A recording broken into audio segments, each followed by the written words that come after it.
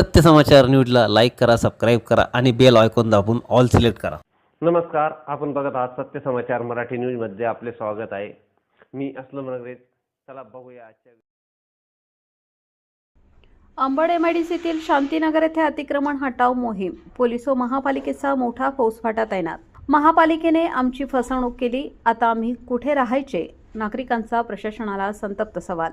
सविस्तर बातमी। नाशिकच्या अंबड एमआयडीसी परिसरातील शांतीनगर येथे प्रशासनाने अतिक्रमण हटाव मोहीम राबवल्याने परिसरात तणावपूर्ण वातावरण निर्माण झाले होते। या कारवाई दरम्यान कोणताही अनुचित प्रकार घडू नये यासाठी नाशिक महानगरपालिका आणि पोलीस प्रशासनाने मोठ्या प्रमाणात बंदोबस्त तैनात केला होता। महापालिकेच्या पथकाने अतिक्रमित जागांवरील बांधकामे हटवण्यास सुरुवात करताच अनेक नागरिकांनी संताप व्यक्त केला। काही रहिवाशांनी प्रशासनावर फसवणुकीचा आरोप करत महापालिकेने आम्हाला आश्वासने दिली, मात्र आता अचानक घरे हटवली जात आहेत। आम्ही आता राहायचे कुठे असा सवाल उपस्थित। कारवाई दरम्यान पोलीस अधिकारी आणि कर्मचारी नागरिकांशी संवाद साधत होते। अतिक्रमण हटवण्याची प्रक्रिया शांततेत पार पडावी यासाठी पोलिसांनी नागरिकांना सहकार्य करण्याचे आवाहन केले। तसेच अतिक्रमित बांधकामे स्वतःहून काढून घेण्याचे आवाहनही करण्यात आले।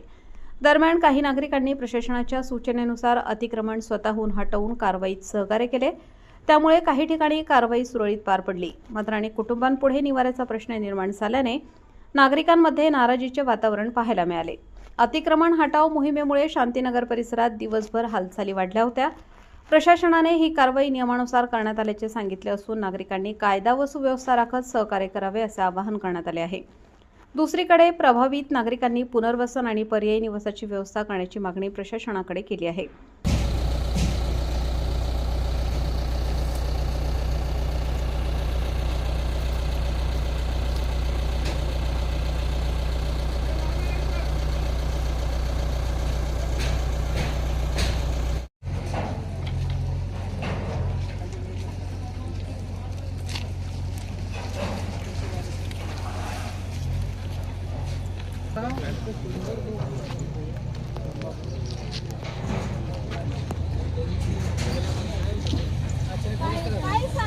अचानक असतं का?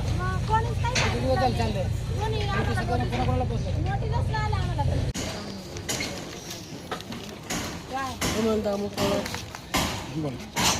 आमचे विषय असा आहे की आमच्या कोरण नगरपालिकेने घर दिले असते तर आज लोक इथे डबल आले नसते। यांनी आम्हाला धोका दिला म्हणून आमच्या पोरांनी इकडं घरं बांधले होते। इकडे नगरपालिकेने शेवटी आम्हाला रस्त्यावर आणलं आणि आता जर आमच्या पोरांचे नावं नाही आले तर नगरपालिकेचे कर्मचारी आम्ही सस्पेंड करणार। ज्याच्याकडे पैसे आहे ते घरं घेतील, ज्याच्याकडे पैसे नाही तर ते काय करतील? गरीब लोक। सरकारने पण रस्त्यावर आणला आम्हाला। नगरपालिकेने धोका द्याला, तो म्हणतो माझ्याकडे नाही, यो म्हणतो माझ्याकडे नाही, आणि ऐन टायमावर आता आम्हाला तुम्ही धोका द्याला। आमच्या पोरासोरांचं काय? लहान लहान लेकरं बाळा आमच्या रस्त्यावर आले।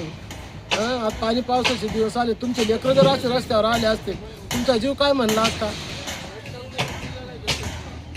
आता आमच्या पोरांची सोय करा नगरपालिकेने, हेच आम्ही नम्र विनंती।